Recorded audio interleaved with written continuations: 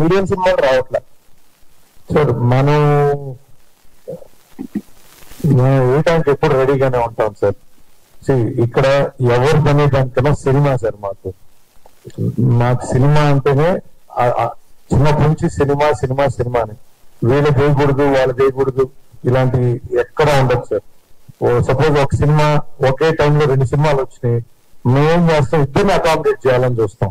ఓ 2 shows 2 shows, అంతేగాని ఒకరిని పూర్తిగా అవాయిడ్ చేయాలనే ఆలోచన మనకి ఎప్పుడు ఉండదు sir. Okay, thank you. Naveen గారు మీరు భారీ బడ్జెట్ చిత్రాలు చేసే బ్యానర్ గా ఒక్క వేజెస్ వల్ల మాత్రమే కాస్ట్ ఆఫ్ కంట్రోల్ జరుగుతుంది అనుకుంటున్నారా? మిగతా విషయాల్లో మీకు ఇబ్బందులు లేవా? వాటిని కూడా మీరు అన్న ఆలోచిస్తున్నారా?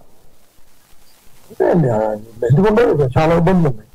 మరి ఆటన్నిటి గురించి కూడా ఇప్పుడు ఇది రైట్ సైడ్ మనం ఈ సినిమా ఇప్పుడు మన గెస్ట్ ఉన్నారు, వాళ్ళ క్వశ్చన్స్ అడిగి ఈ సినిమా ప్రమోట్ చేయడానికి ప్రయత్నిస్తాం. మీరు ఒక క్వశ్చన్ సమాధానం చెప్పాక చెప్తుందండి. ఈ రోజున ప్రొజెక్ట్స్, ఎగ్జిబిషన్, డిస్ట్రిబ్యూషన్ 3 కూడాను చాలా డల్ రూమ్స్ లో ఉన్నాయని విషయం తెలుసు. బట్ మీరు సక్సెస్ఫుల్ ప్రొడ్యూసర్ సక్సెస్ అయ్యారు. But getting into distribution అనేటువంటిది to what extent it fits it to Mythri Movies and what extent it is suffering అనేటువంటి దానికి ఏం చెప్తారు?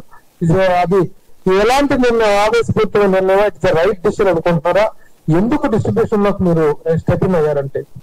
అస్సలు ఆవేశపూర్తి డెసిషన్ కాదండి.